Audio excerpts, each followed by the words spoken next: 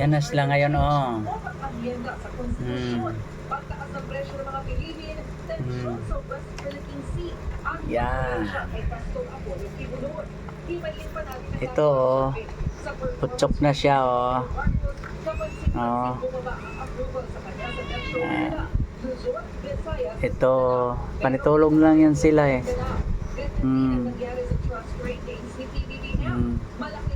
Mukha ng nanay.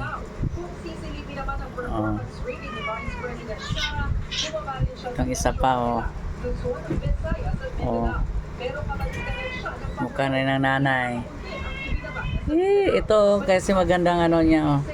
Tulugin yan, tulugin, oh. Oh. Na, may dilaw ang mukha. Ayun, si Thunder. Nagbago mga kulay nila, guys. Oh, update lang. Nagbagong kulay ng mga ano ko. Chikiting ko. Ayan, oh. Tulog na si Thunder. Oh.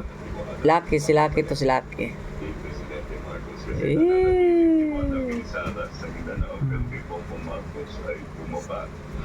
Oh, panay tulog na lang yan.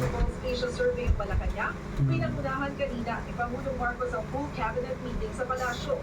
Ito ang ikalabing-anim na cabinet meeting ni PBBM. Yan ang update, guys.